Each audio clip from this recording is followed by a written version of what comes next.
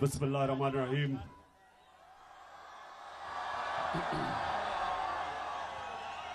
इय्याका नअबुदु व इय्याका नस्तईन।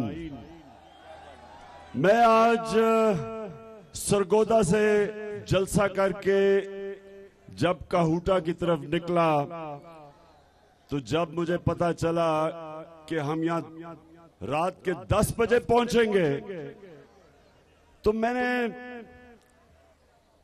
अपनी गाड़ी वालों को कहा कि देखें, जो मैं काहूटा का जानता हूं, तो अगर हम यहाँ 10 बजे के बाद पहुंचेंगे लोग तो सोए हुए होंगे।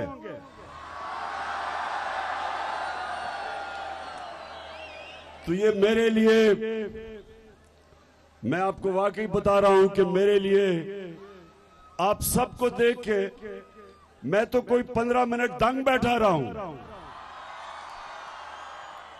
सिर्फ यही नहीं कि आप इतनी बड़ी तादाद में रात के 10 बजे यहां बैठे हैं, हाँ 10:30 बजे यहां बैठे हैं, इसलिए कि सिर्फ आप यहां बैठे नहीं, आपका जो जज्बा और जुनून, उसको मैं सलाम करता हूं। और मैं अपने नौजवानों को, लेकिन खास तौर पे इस वक्त यहाँ काहूटा वैसी जगह पे अपनी बहनों को खास तौर पे आज मैं खराज तहसीन पेश करता हूं। तो मैं आज आपके पास खास इसलिए आया था, शुक्रिया शुक्रिया, मैं इसलिए आपके पास आया हूं, नौजवानों इसलिए आपके पास आया हूं क्योंकि सबसे पहले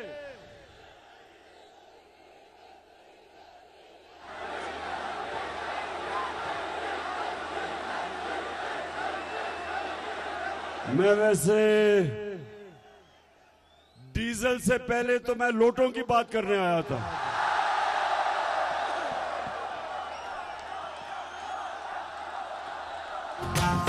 के खड़ा है अब इमरान, ठीक करेगा सब कप्तान, नया बनेगा बागे। एक वक्त था कि लोटों को छांगा मांगा ले जाया करते थे, मरी ले जाया करते थे और किसी को पता भी नहीं चलता था, थोड़ी सी अखबार में खबर आती थी। लेकिन लोटों को ये नहीं पता कि जमाना बदल चुका है। ये जो आप सबने मोबाइल फोन पकड़ा हुआ है, इसने दुनिया बदल दी है। सब में पहले तो बड़े बड़े सियासी दानश्वर तबसरा किया करते थे सियासत के ऊपर, लोटों के ऊपर। अब छोटे छोटे बच्चे टेलीफोन पकड़ के तबसरा करते हैं। तो लोटो सुन लो, जमाना बदल गया है। तुम जिधर पब्लिक के अंदर जाओगे 3 आवाजें सुनोगे, 3 नारे। सबसे पहला लोटा, दूसरा नारा चोर और तीसरा नारा गद्दार। देखिए, अब मेरे नौजवानों जरा सुने मेरी बात। देखें, मैं पाकिस्तान के साथ बड़ा हुआ हूं। मेरे माँ बाप एक गुलाम हिंदुस्तान में पैदा हुए थे। गुलामी का दौर था, अंग्रेज की गुलामी थी। और उस वक्त मेरे माँ बाप ने तहरीक पाकिस्तान में शिरकत की थी। इसी तरह जिस तरह आज मेरी बहनें निकली हुई हैं, मेरी वालदा ऐसे निकली थी और मेरे वालिद वो मीनारे पाकिस्तान में थे जब पाकिस्तान की रेजोल्यूशन हुई 1940 में 23 मार्च।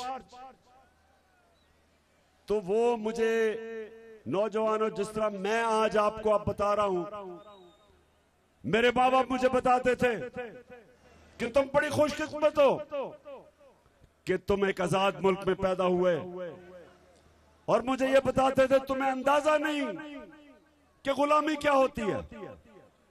और कायदे आजम ने जब पाकिस्तान के लिए उन्होंने जब तहरीक पाकिस्तान चलाई तो उन्होंने क्या कहा कि हम अंग्रेज की गुलामी के बाद हिंदुओं की गुलामी नहीं कबूल करते, हम आजाद मुल्क चाहते हैं। तो मैं आज आपको कह रहा हूं कि हम एक हकीकी आजादी की तहरीक इसलिए इसके लिए जिहाद लड़ रहे हैं, क्योंकि ना हम अंग्रेज और हिंदुओं की गुलामी के बाद आजाद होके, ना हम अमरीकी गुलामी चाहते हैं और ना इन चोरों की गुलामी चाहते हैं। एक साजिश की गई क्योंकि अमेरिका को पसंद नहीं आया एक ऐसा प्राइम मिनिस्टर जो एक आजाद फॉरेन पॉलिसी लेके आया, जिसका मकसद क्या था? किसी से जंग नहीं थी, हम किसी से जंग नहीं लड़ना चाहते, किसी से दुश्मनी नहीं करना चाहते, लेकिन हम चाहते थे कि हमारी ऐसी फॉरेन पॉलिसी हो जो हमारे लोगों के मफादात की हिफाजत करे, हमारे लोगों को किसी और मुल्क के मफादात के लिए कुर्बान ना किया जाए। जिस तरह अमेरिका की वॉर ऑन टेरर में जब हमने शिरकत की तो 80,000 पाकिस्तानियों की जानें गई। हमारे फौजी उन्होंने शहादतें दी और अभी तक हमारे फौजी शहीद हो रहे हैं उस जंग की वजह से। यहां कोई तरीके तालिबान नहीं थी, यहां कोई खुदकुश हमले नहीं थे। ये जब हमने अमेरिका की जंग में शिरकत की और हमारा जो उस वक्त का सरबराह था उसमें इतनी दिलेरी नहीं थी कि अमेरिका को कहता कि ये हमारी जंग नहीं है, हम इसमें नहीं शामिल होते। एक धमकी दी उन्होंने और उसने अमेरिका की जंग में शामिल हो गया और हमारे लोगों ने कुर्बानियां दी, हमारी फौज ने कुर्बानियां दी, हमारे कबायली इलाके के लोग 35 लाख लोगों ने नकल मकानी की।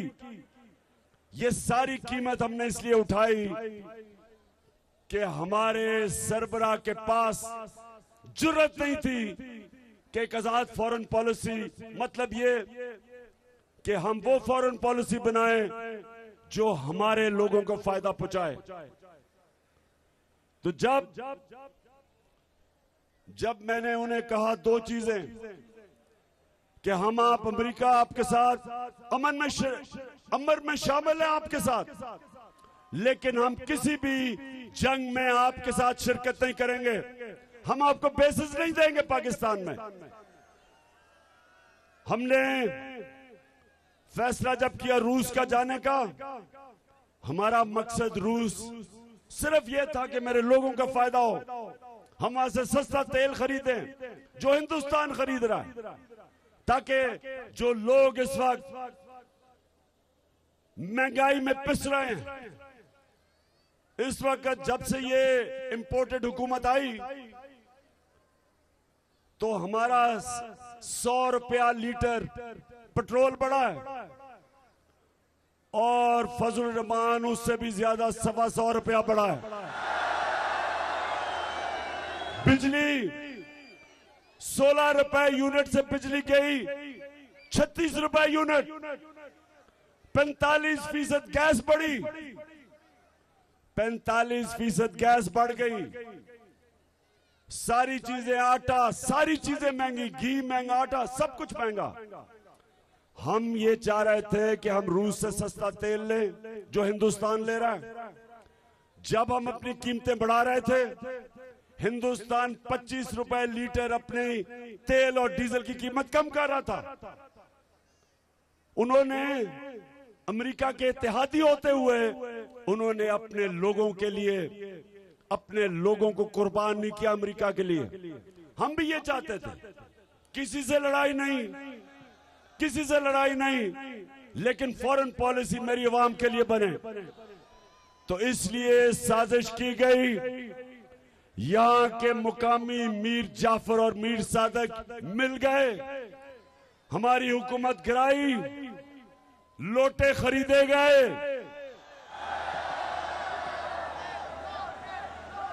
लोटों की कीमतें लगी। और ये सुन लो नौजवानों, ये मेरी बात सुनना। आज मैंने पहले भी ये कहा, मैं अब भी कहता हूं कि मैं जब इस दुनिया से जाऊं और अपने अल्लाह से के सामने, रब के सामने खड़ा हूं, एक चीज मैं चाहता हूं कि जब मैं यहां से जाऊं, मेरे नौजवानों को ला इलाहा इल्लल्लाह का मतलब समझ आ जाए कि अल्लाह के सिवा हम किसी के सामने नहीं झुकते। हमारा जो सबसे दुनिया का अजीम लीडर, ना कभी ऐसा आया ना आ सकता है, मेरे नबी मोहम्मद मुस्तफा नबी सल्लल्लाहु अलैहि वसल्लम, वो भी जब मदीना में उनकी रियासत थी, 2 सुपर पावर थे, 2 अजीम ताकतें थी, रोम एक तरफ, पर्शियन एम्पायर दूसरी तरफ। लेकिन मेरे नबी सल्लल्लाहु अलैहि वसल्लम ने ना उनसे कोई इमदाद मांगी, ना कर्जे मांगे, उन्होंने सिर्फ पैगाम दिया। तब थोड़े से मुसलमान थे, उन्होंने पैगाम दिया कि मैं अल्लाह का सच का पैगाम लेके आया हूं, अगर तुम मानोगे तुम्हारी बेहतरी है। हमें खुददारी उन्होंने सिखाई। मेरे नबी सल्लल्लाहु अलैहि वसल्लम ने हमें बताया कि मुसलमान के ज़मीर की कोई कीमत नहीं होती। ज़मीर की कीमत जो लगाता है वो शिर्क करता है, क्योंकि अल्लाह लोगों के दिलों में बसता है। जिस वक्त आप अपने आप को बेचते हैं, आप पैसे के बुत की पूजा करते हैं, आप शिर्क करते हैं। आप खौफ के बुत की पूजा करते हैं, खौफ की वजह से फैसले करते हैं, डरते हैं लोगों से।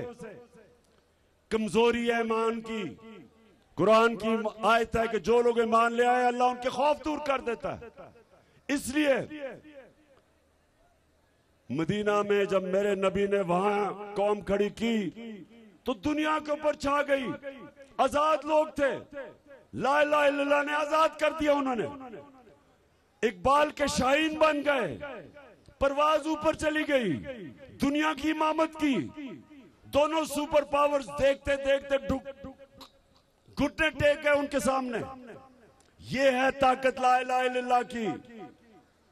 इसलिए मैं अपनी कौम को यह आज समझाना चाहता हूं कि हम उधर फैसला कुन वक्त पे खड़े हो गए हैं।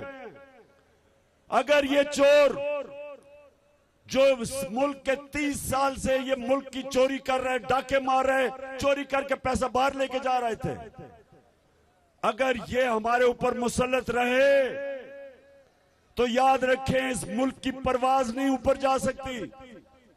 परवाज सिर्फ आजाद कौमों के ऊपर जाती है। सिर्फ एक आजाद इंसान ही ऊपर परवाज कर सकता है और इकबाल का शाहीन बन सकता है, जिसकी जंजीरें, जो उसको जंजीरें जमीन पे रखती हैं, उसमें पैसे का बुत, उसमें खौफ का बुत, उसमें मैं का बुत, ये लोगों को एक बड़े इंसान को छोटा इंसान बना देती है। इसलिए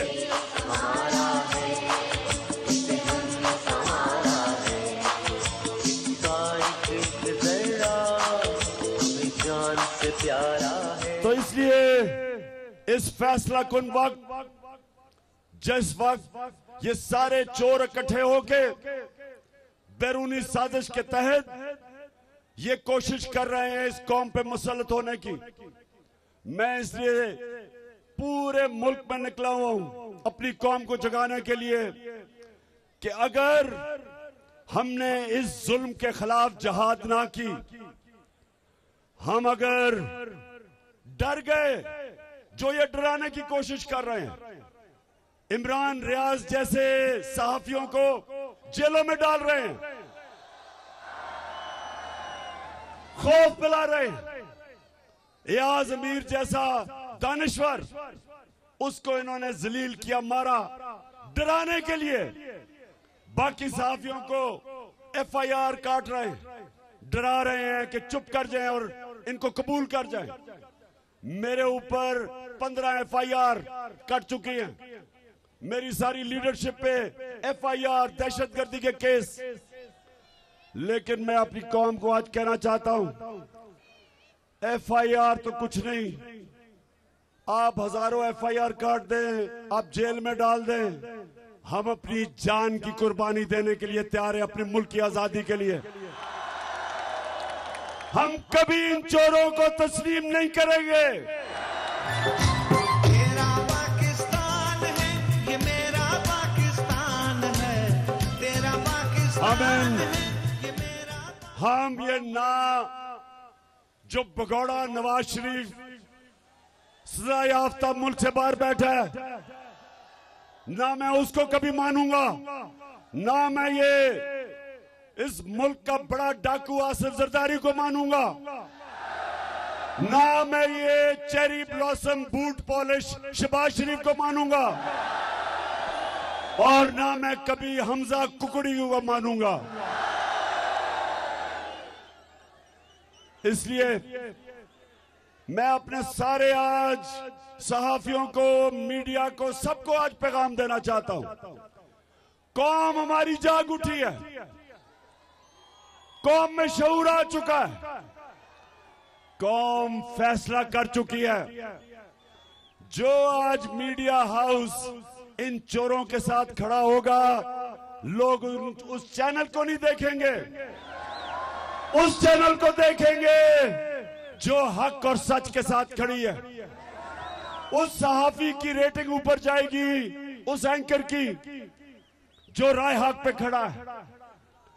और ये जो इलेक्शन आ रहा है, मैं जितनी जगह फिर के आया हूं, साहिवाल में गया, चीचरावती के पीछे देहात था, इतनी बारिश हुई कि वहां जलसा तो नहीं, स्विमिंग हो सकती थी, जलसा नहीं हो सकता था, लेकिन उसके बावजूद जिस तरह पब्लिक निकली, हर जगह से एक आवाज है कि इंपोर्टेड हुकूमत नामंजूर। और इसलिए मैं पैगाम देना चाहता हूं, चीफ इलेक्शन कमिश्नर, तुम जितना मर्जी हमजा और मरियम के पैरों में गिरो, तुम जो मर्जी कर लो, तुम उनके साथ बैठ के नून लीग की पूरी साजिश करो कि इन चोरों को इलेक्शन कैसे जताना है। मैं उसे कहता हूं, लाहौर में एक मिस्टर एक्स बैठा हुआ है, मिस्टर एक्स बैठ के पूरी प्लानिंग कर रहा है इलेक्शन में धांधली करने की। मिस्टर एक्स, आप भी सुन लो, ये धांधली अगर आप करेंगे तो धांधली से आप नहीं जीतने लगे, धांधले से भी नहीं जीतने लगे। अल्लाहू अल्लाहू अल्लाहू अल्लाहू अल्लाहू अल्लाहू। तो मैं पाकिस्तानियों जरा सुनो, एक मैं आपको बात बताऊं, क्रिकेट, टेस्ट क्रिकेट की 200 साल तारीख है। 200 साल क्रिकेट की तारीख में एक कप्तान था जो न्यूट्रल अंपायर लेके आया, वो कौन था? वो आप ही का कप्तान था। 200 साल तारीख में जो पहली दफा क्रिकेट में न्यूट्रल अंपायर आए 1986 में, वो हम लेके आए ताकि हम मैच जीतना चाहते थे लेकिन धांधली करके नहीं। और मैं जब गवर्नमेंट में आया तो मैंने पूरी कोशिश की कि हम एक इलेक्शन करवाएं पाकिस्तान में जो सारी कौम मान जाए कि साफ और शफाफ इलेक्शन। तो मैंने पूरी कोशिश की ईवीएम इलेक्ट्रॉनिक वोटिंग मशीन्स को लाने के लिए। अब जरा गौर से सुने, इलेक्ट्रॉनिक वोटिंग मशीन क्या होती है? जैसे ही इलेक्शन खत्म होता है बटन दबाओ, रिजल्ट आ जाता है। जिस तरह आप एक मार्केट में जाते हैं, सौदा लेते हैं, वो सौदे को पंच करता है और फिर वो बटन दबाता है, आपको पता चल जाता है कितना पैसा। इसको कहते हैं ईवीएम। हिंदुस्तान में भी वो है, ईरान के अंदर भी ईवीएम मशीन है, दोनों हमसायों के पास। तो मैंने 2.5 साल से पूरी कोशिश की कि पाकिस्तान में हम इलेक्शंस में ईवीएम यानी इलेक्ट्रॉनिक वोटिंग मशीन लेके आए।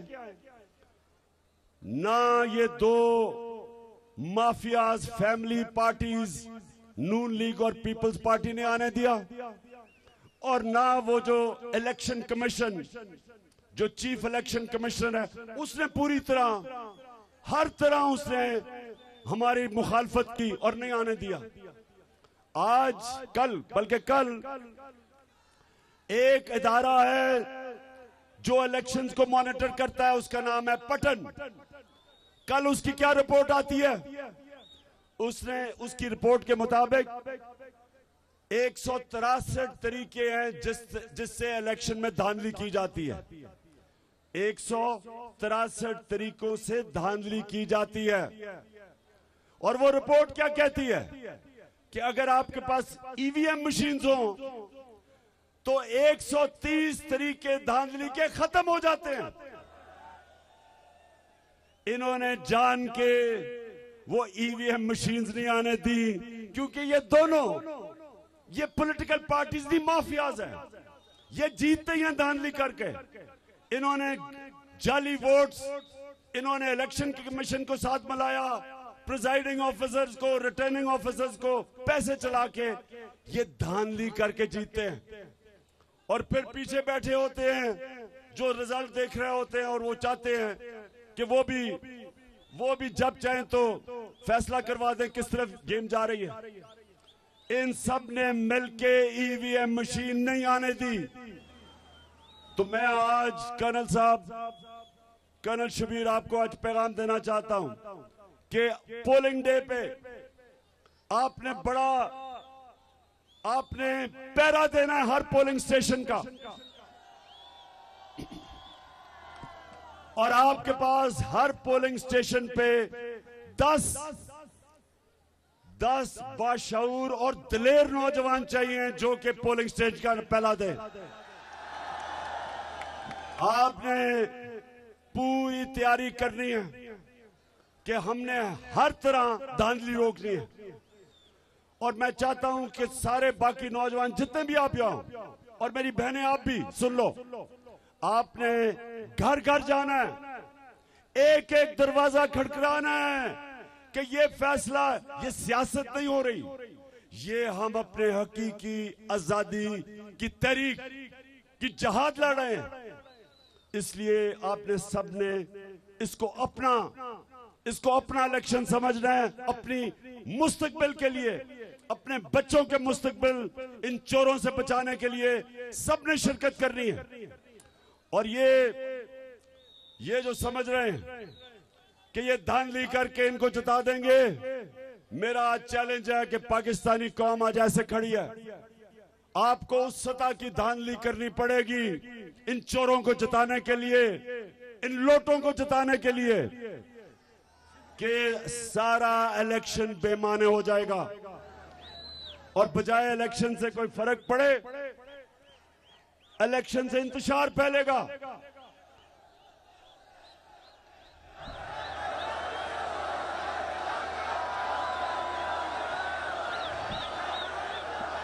और इंशाअल्लाह मेरी कौम जिस मर्जी रंग के हों, वो जिस मर्जी साइज के हों, मेरी कौम लोटों को नहीं जीतने देगी इंशाअल्लाह। देखें, हम अब जरा सुने मेरी बात। मैं अब आपको बताता हूं कि हमारा तो मुल्क इस्लाम के नाम पे बना था। हमारे तो सबसे अजीम दुनिया की तारीख के इंसान हमारे लीडर थे, जिनकी हम उम्मत है। लेकिन मैं सिर्फ ये जो हमारे ऊपर लोग मसलत है, मैं आपको सिर्फ एक मिसाल देके अपनी बात खत्म करता हूं। बर्तानिया के अंदर उनका प्राइम मिनिस्टर बोरिस जॉनसन, उसको उसकी अपनी पार्टी ने कहा कि प्राइम मिनिस्टर से इस्तीफा दो। सुने जरा गौर से, उसकी अपनी पार्टी ने बोरिस जॉनसन प्राइम मिनिस्टर को आके तुम इस्तीफा दो, और इस्तीफा लिया। क्यों लिया? गौर से सुने क्यों इस्तीफा लिया उससे। उन्होंने ये कहा कि तुमने कानून बनाया था कोरोना के दौर में कि सोशल डिस्टेंसिंग होगी, यानी कि लोग जमा नहीं होंगे।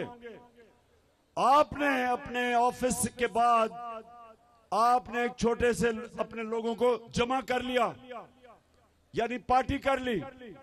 आपने कानून तोड़ा। सुने जरा, ये इस तरह कौमें ऊपर जाती हैं, इसलिए वो हमारे से आगे निकल चुके हैं। उन्होंने अपने प्राइम मिनिस्टर को, उसकी अपनी पार्टी ने कहा कि हम तुम्हें इसलिए कि तुमने जो कानून बनाया था उस कानून की तुमने खिलाफ वर्जी की। सारे कानून के सामने एक बराबर हैं, कानून की बालादस्ती है, इसलिए तुमने कानून तोड़ा। उधर से इन्वेस्टिगेशन शुरू हुई, उसकी वजह से रिजाइन किया। अब यहां देखें, नवाज शरीफ को ये कहते हैं लीडर है। पैनमा के, सुने जरा सुने, ये मैं नून लीग की बात कर रहा हूं, नून लीग का सुने। नवाज शरीफ एक इंटरनेशनल इंकशाफ में ये और उसकी बेटी पकड़े गए। इन्होंने छुपाए हुए थे लंदन में बड़े बड़े महलात, वो पैनामा पेपर्स में सामने आ गए। सबको पता चल गया, लोगों ने इनसे जवाब मांगे, अदालत ने जवाब मांगे, जीआईटी ने जवाब मांगे। अब जवाब ये क्या दें? चोरी के पैसे से इन्होंने खरीदे थे। कभी कतरी खात आ जाए, कभी वो कैलिबरी फॉन्ट आ जाए, झूठ पे झूठ पकड़े जाएं, क्योंकि असल सच तो था चोरी के पैसे से। यहां से पैसा चोरी करके बाहर इन्होंने फ्लैट लिया। दूसरी तरफ cherry blossom, boot polish, Shahbaz Sharif, इसके और इसके बेटे के, इनके और इसके दो बेटों, इनके ऊपर एफआई का क्या केस है? 16 अरब रुपए, 1600 करोड़ रुपए इनके नौकरों के नाम, जिनकी 15,000 तनख्वाह थी, उसके पास 4.25 अरब रुपया आ गया, 370 करोड़ रुपया आ गया नौकरों के नाम। 16 अरब रुपया पकड़े गए। फिर कोई पापड़ वाले के नाम इन्होंने बाहर से पैसे मंगवाए, वो भी जाली, वहां भी पकड़ा गया। 24 अरब रुपए के ये पकड़े गए, केस नैब में और एफआईए में। इनकी सारी पार्टी को पता है कि ये 2 नंबर पैसा था। नून लीग को पता है कि नवाज शरीफ भी करप्ट है, शहबाज शरीफ और बेटे भी करप्ट है। उधर पीपल्स पार्टी को पता है कि असद जरदारी चोर है, उसका दुनिया में नाम उसको 10% कहते हैं। उसके ऊपर किताबें लिखी गई हैं, बाहर अखबारों में उसकी चोरी का ऊपर आया। नवाज शरीफ के ऊपर बाहर किताबों में इसका जिक्र चोरी का, फिल्में बनी है। लेकिन अभी तक इनकी पार्टी में किसी की जरूरत नहीं हुई कि कहें जनाब आप करप्ट आदमी, आप जवाब दे नहीं सकते, आप रिजाइन करें। ये है फर्क, ये है फर्क। एक इखलाकी म्यार में दो कौमों के अंदर इन चोरों ने हमारी इखलाकियात तबाह कर दी है। और जिस कौम की इखलाकियात तबाह होती है, मौलाना रूमी ने उनके मुतल्लिक कहा कि कौम, किसी ने पूछा कौम कैसे मरती है, मौलाना रूमी ने कहा जब वो अच्छे और बुरे की तमीज खत्म करती है कौम मर जाती है।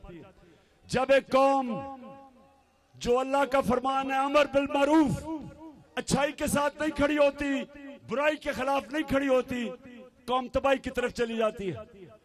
अल्लाह ने कहा कि तुम्हें हुक्म दिया सबको कि तुम्हें सब ने अच्छाई के और राय हक पे खड़ा होना है और बुराई के खिलाफ जहाद करनी है। अल्लाह ने किसी को इजाजत नहीं दी न्यूट्रल रहने की। अल्लाह का फरमान है कि राय हक पे चलो, उसका हुक्म है।